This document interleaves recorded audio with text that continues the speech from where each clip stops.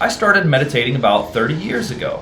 I learned my first meditation techniques from my first martial arts teacher.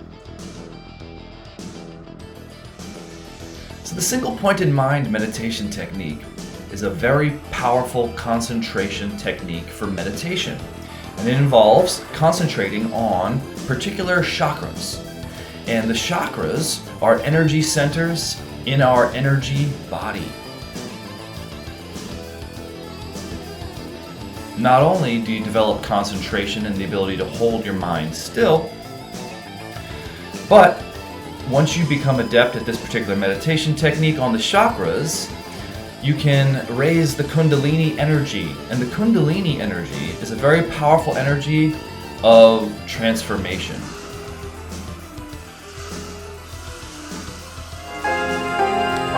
Thank you for your patience and waiting. We're back with day 17 now of the 30 days to raise your frequency.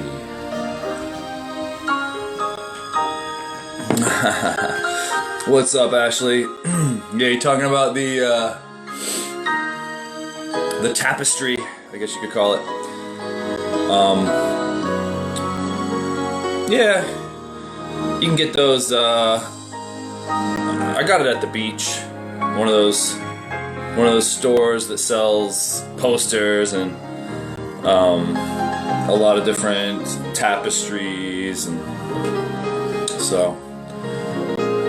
And then I got the one behind me with the Om symbol. So anyway, how you doing out there? I'm just chilling. Beautiful day here. Got some sun. Just got out of the shower. It's very important to have a morning routine. When you insert your meditation in your morning routine, no, it's not a beach towel. It's a tapestry. It's something that you hang on the wall. Okay, so let me get my phone here and start this thing off right.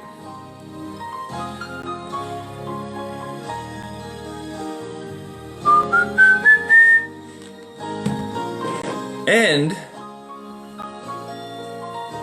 let me get a good bell here. Of course, I can't have the bell with the music playing at the same time.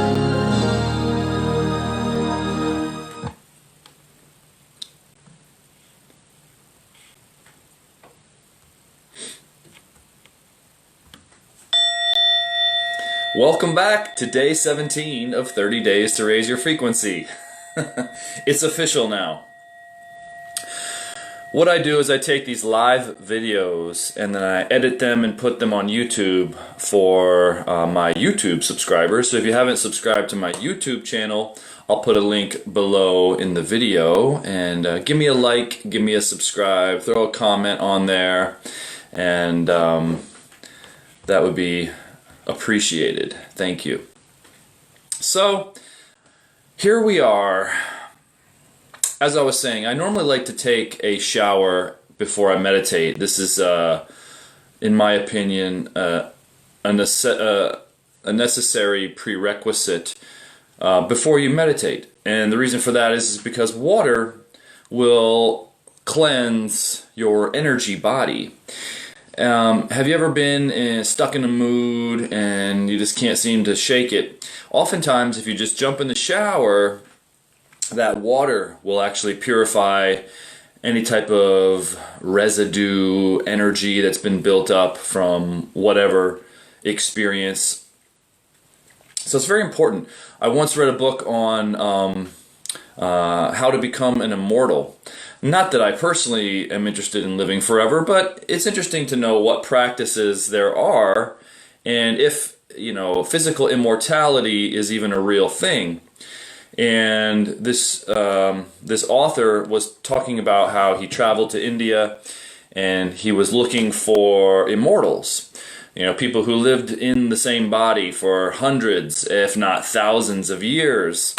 And whether you believe it's true or not, there are certainly people who have been documented to live well over 100 years old.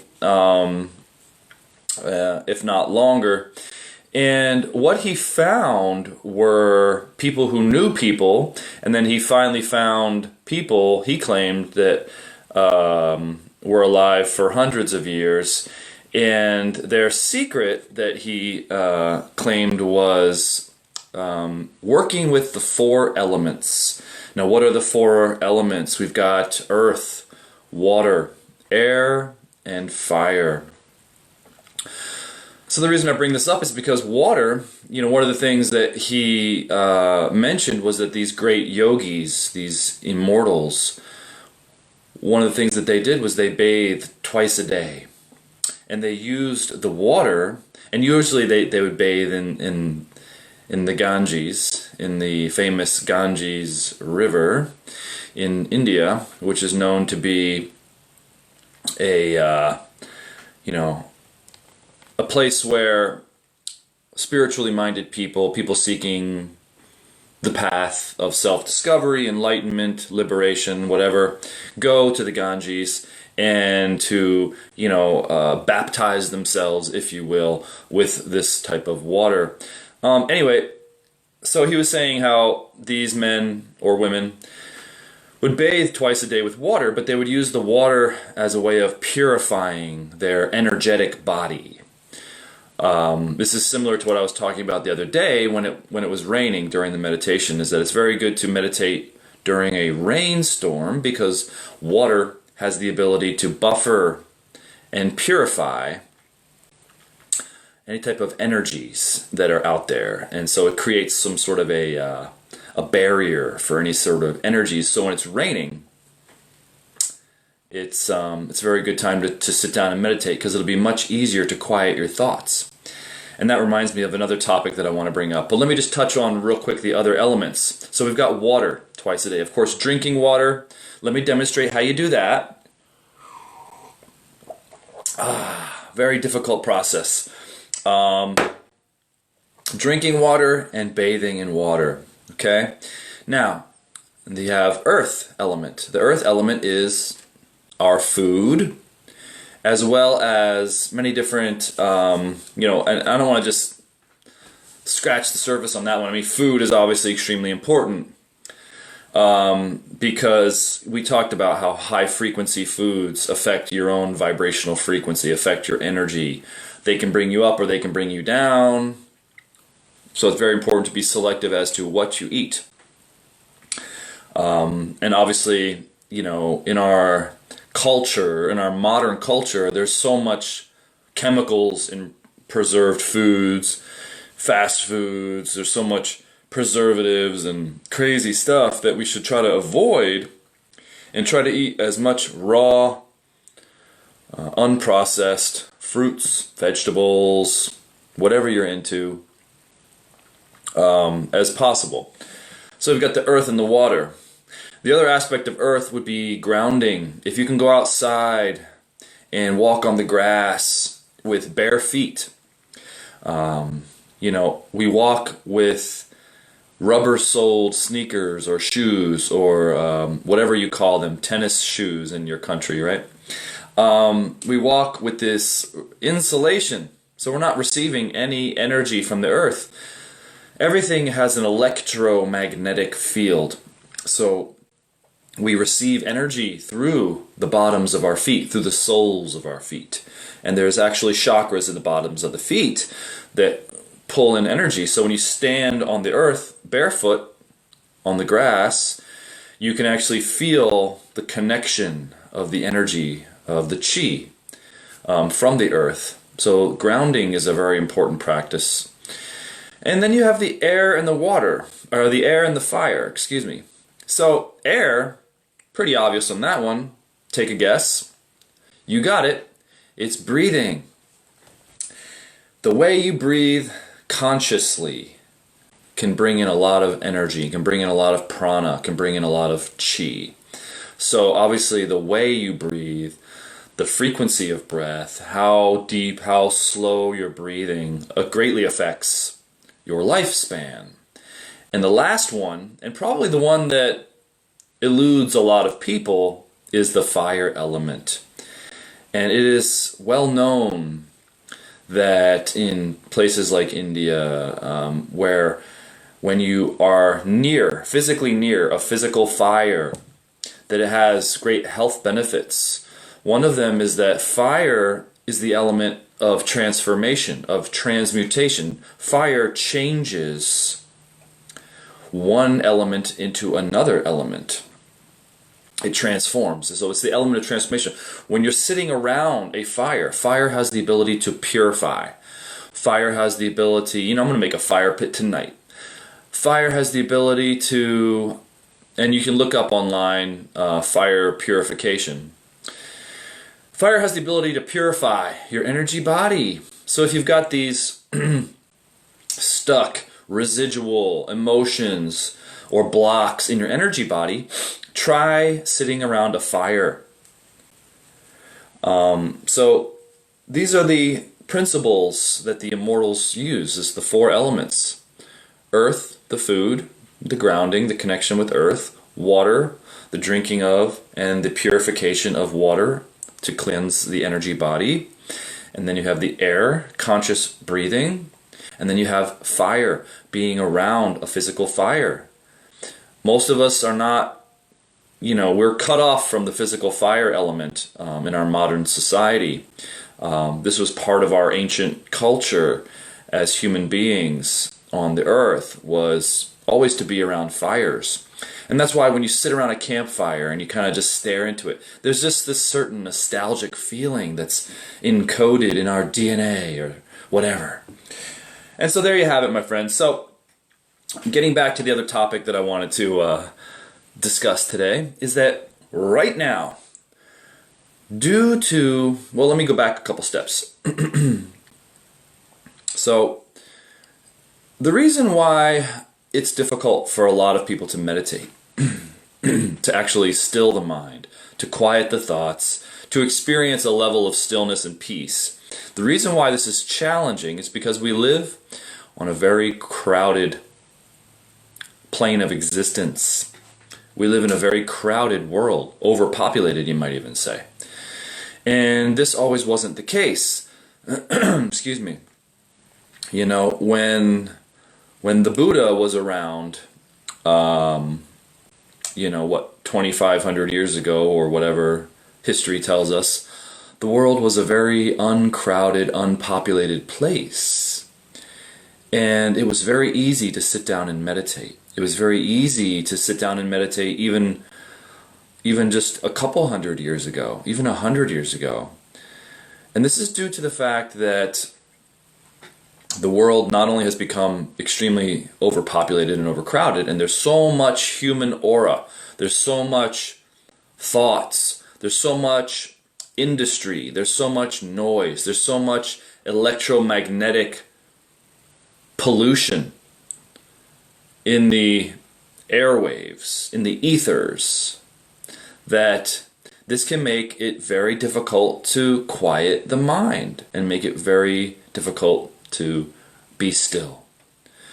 So the reason why I bring this up is because a lot of people don't touch on this subject when it comes to meditation. We have to take into account that we're very psychic beings, all of us, all people, truly. It's just that some of us have become more aware of our psychic abilities, our abilities to sense energies beyond the physical.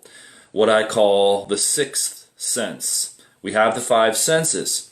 In the meditation practice, we seek to move beyond the five senses, to take our awareness and move it to feeling. Now, feeling is part of the higher senses, part of the sixth sense. Now, of course, you could probably categorize the senses beyond the physical in all sorts of psychic hierarchies. You have clairvoyance, clairaudience, is it called clairvision?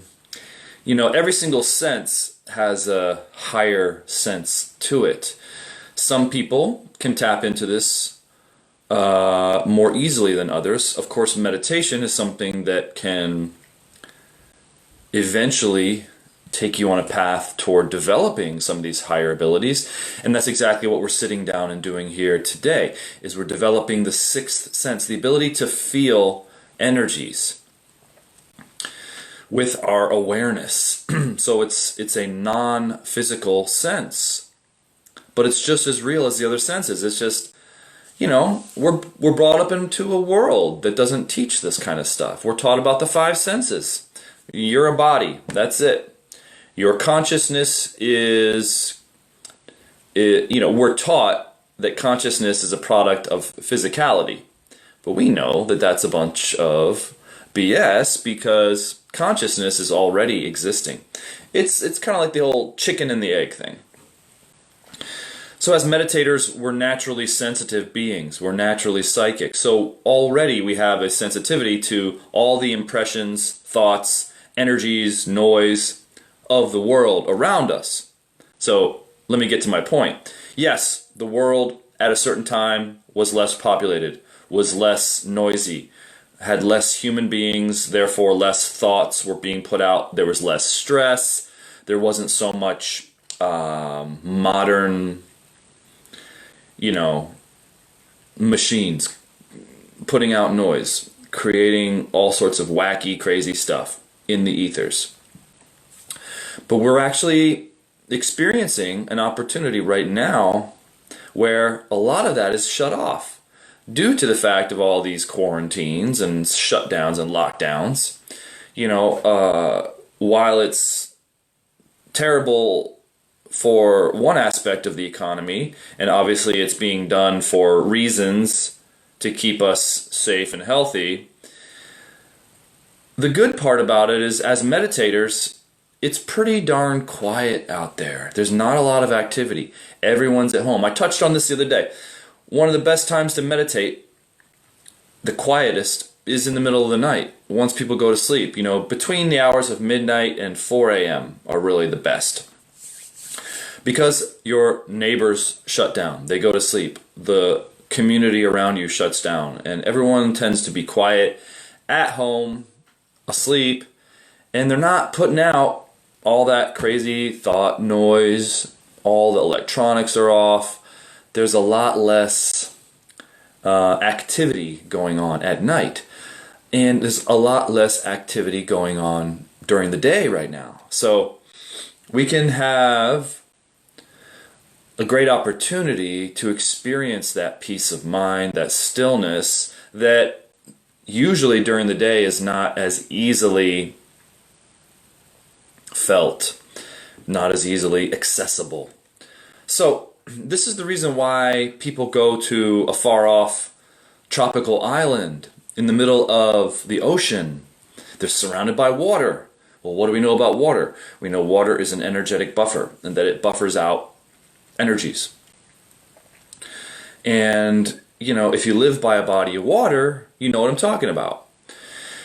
So, there you have it, my friends. That's, just some thoughts I had about what's going on right now with this opportunity of everything kind of being shut down right now, is that it affords us a more quiet opportunity to experience more stillness in our meditation practice. So speaking of our meditation practice, let's get to it, shall we? I will put my phone in airplane mode. Normally when you're not meditating with me in a live video and you're all alone, put your phone in airplane mode, because again, you'll develop a certain sensitivity that can tell when it's on and when it's off. Believe it or not, I know it sounds crazy, but I'm a crazy person, so what can I say? Alright, so let me pull up some music here. Now if you're new to the group, if you're just watching this video for the first time, what we're doing is a single pointed mind meditation. This is a concentration exercise on 5 steps. We begin with a yantra, and the yantra is available for download at the top of the group. If you go up to the top of the group, if you're in the meditation and mindfulness group, at the top there's an announcements section. It's like a pinned post, it's always up there. You click on the announcements, there's 2 announcements. Announcement number 1 will give you the link to download the yantra. Download it, print it out, put it up on your wall. Eye height about 2 to 3 feet away. In step 1, we're focusing our eyes on that central dot of the yantra. If you're watching along right now and you haven't printed out the yantra, well, just listen to the music for the first step. And then as we move into steps 2, 3, and 4, we're focusing on chakras. The chakras are in your energy body. This is a non-physical energy body that surrounds the physical. And the chakras are something that when you focus on them, what you want to do is try to feel them. You want to try to sense them. You want to almost do like an energetic reading, if you will. It's like if I was to use my awareness and hold it at a chakra, and let's say I can't feel anything at first. Well, take an energy reading. Like use your awareness to read the energy there. And after a few moments, you might start to notice a little sensation, a tingle, or a cool or a heat feeling. That's a good sign that it's activating. Kind of lock onto that. By lock on, I mean hold your attention there as much as you can and settle in, rest on that feeling. Okay, then we move into step 5. Step 5 is a surrender, meaning you're going to let go of the concentration, let go of the control, and merge with consciousness. This technique has a, the technique is called 5 Steps to Stillness, but there's a, what do you call it? An underlying note, I guess you could say. I'm sure the phrase escapes me right now, but I call it concentration to consciousness. By concentrating, what we're doing is we're stilling the thoughts. We're stilling the mind on one point. And what this does is it gets the thoughts that are normally distracting, the thoughts that are normally blocking us from experiencing or merging with consciousness. Think of consciousness as an ever-present field, eternally ever-present essence and presence. Constantly, it surrounds and pervades all things. It's difficult to talk about it, but think of that as like the backdrop of all things, consciousness. Now, our ability to concentrate is the bridge to consciousness. So what we're doing, and let me get a good thumbnail here for later. Cha-king! That's for the YouTube video. So we're bridging from our current state of awareness into, ultimately, pure consciousness, which has nothing to do with us, meaning us as a separate illusion, a collection of thoughts, a history. You say you want to be happy. Well, what does that really mean? Well, the idea is that happiness already exists. We just have to get out of the way. Because what's causing our unhappiness, or what's preventing us from becoming happiness itself, is the thoughts that get in the way, is the judgments that we make, is the labels. It's the activity of the mind that we seek to squelch in this meditation technique. So we're kind of focusing on a single point. And when we do this, it also strengthens the concentration. It also brings us to the present moment. And these effects last. After your meditation is over, you have the abilities. It's like after a session of strength training, you become stronger. Weeks, months, years into it, you have changed into a totally different person. This is the concept behind meditation. This is exercise. This is training. Okay, so that's how I approach it. That's how I look at it. And that's how we get it done. And here we go. Ready to meditate, my friends? All right, awesome. So follow along with me, if you will.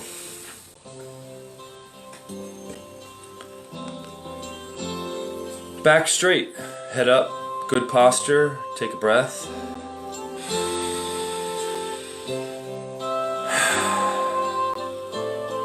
Focus on your yantra. If you don't have a yantra, just listen to the music or focus on the image on the video. Breathe naturally throughout the entire meditation. Single pointed focus. This is called gazing. We're focused only on that central dot. The goal today is to do a better job than you did yesterday.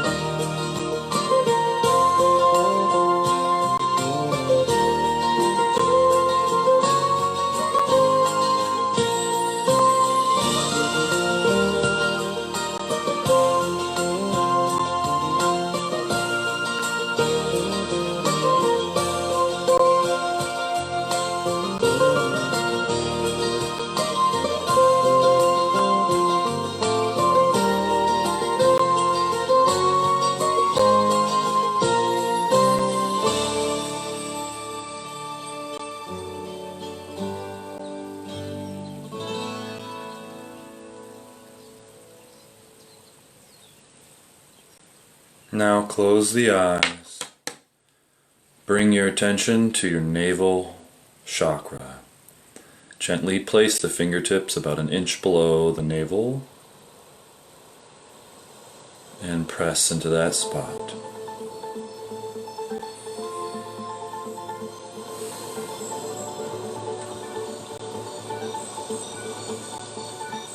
With the back straight, holding a good posture, take a few deep breaths into the belly.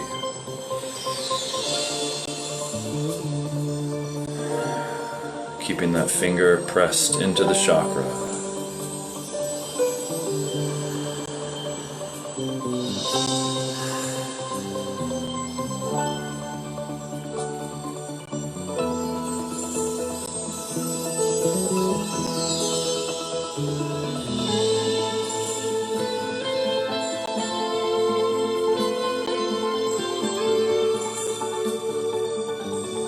Once you've locked on with your attention, remove the finger and continue to feel the area around the navel chakra. Try to feel some heat, some energy. When thought comes, just ignore it and hold your attention on feeling the navel. Breathe naturally.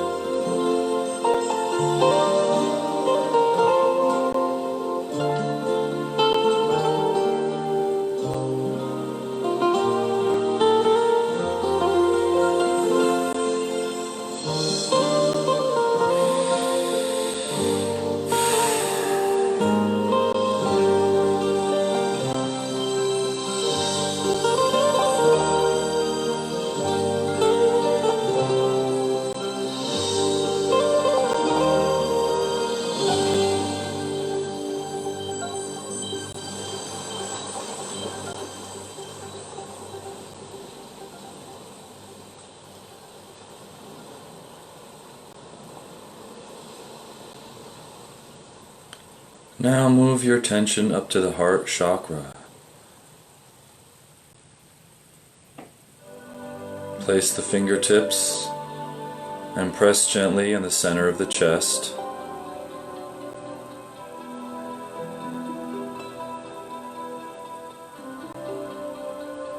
Bring your attention to the center of your chest.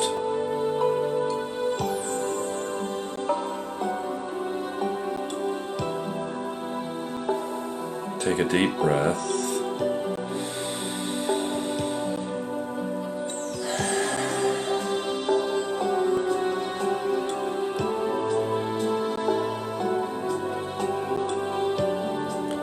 Once you've locked on with your attention, remove the finger and continue to feel the heart chakra, feeling love at the center of the chest. Try to hold still. Forget about everything else and just feel the spot.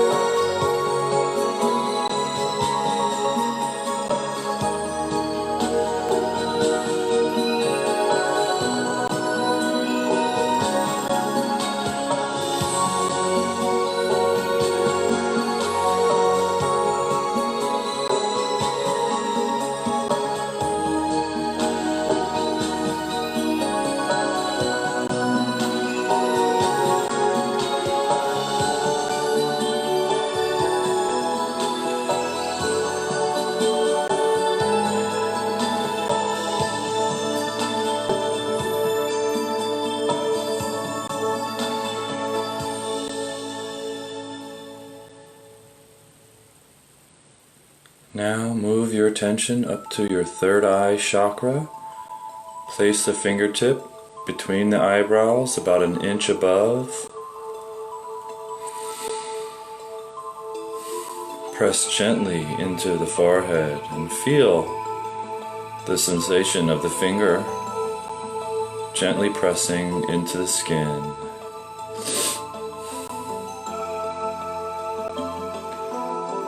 Take a breath.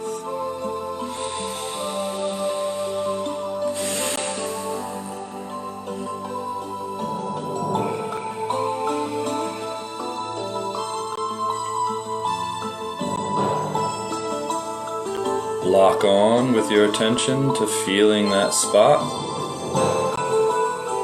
And when you're ready, remove the finger. Hold your attention on feeling the third eye chakra. Hold your body still. Relax the forehead. Relax any muscular tension in the face. Hold still on feeling that spot.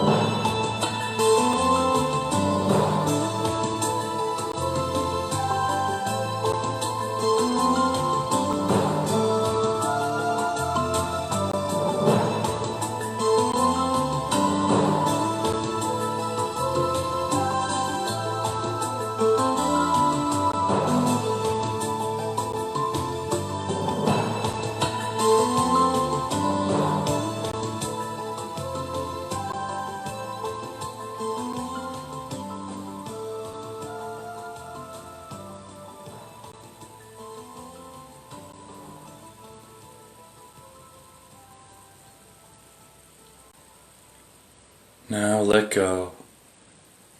Surrender all control.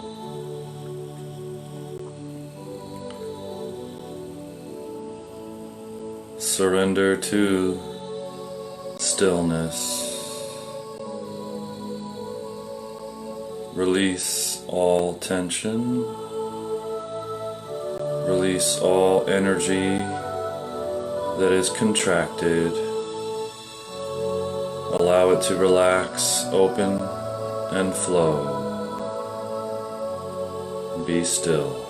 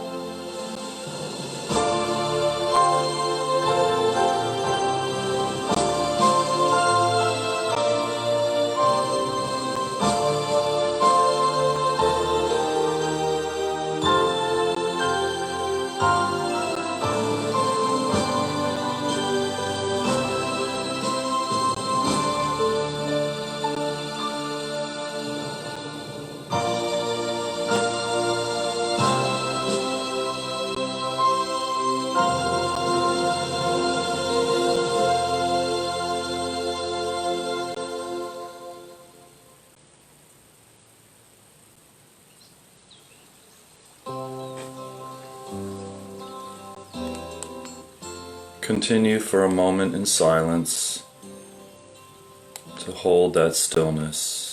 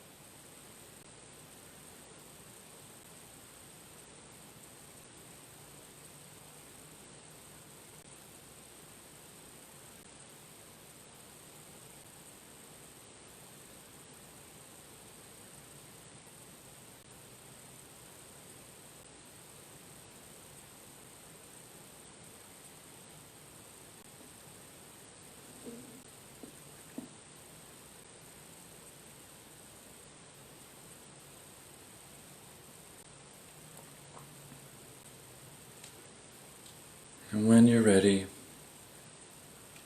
slowly open your eyes and return to your body. Take a big deep breath.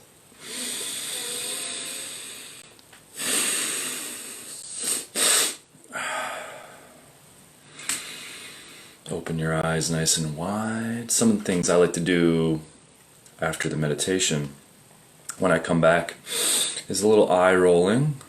It looks funny, but it's sort of like a stretch. You roll the eyes one way, then you go the other way, clockwise, counterclockwise.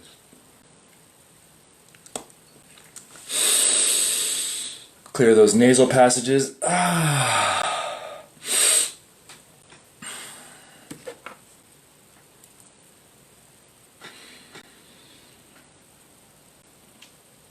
And there you go. One of the things that may help during that fifth step is a little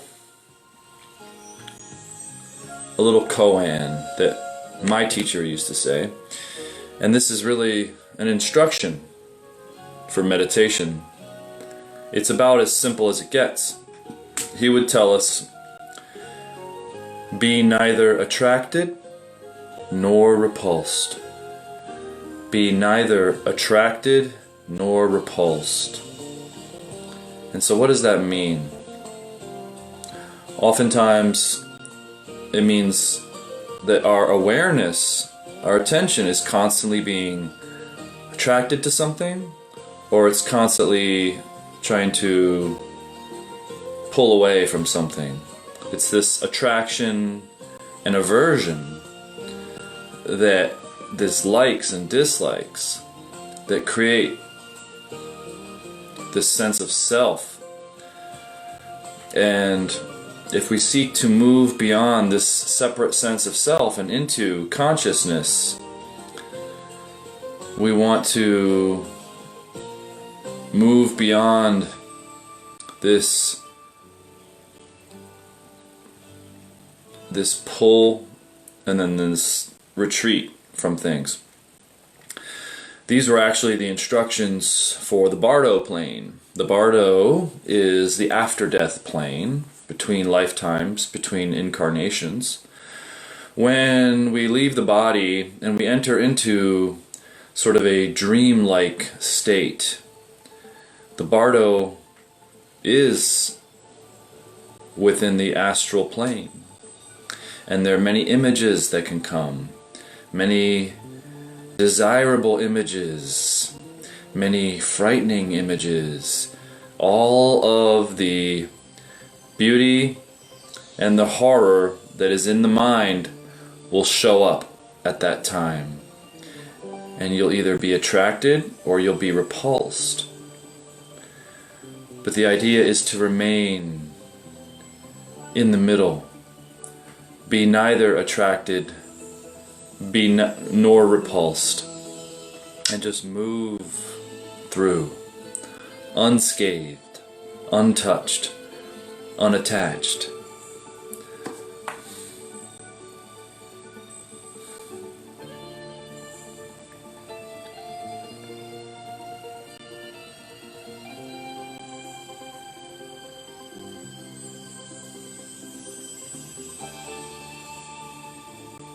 Perfectly still.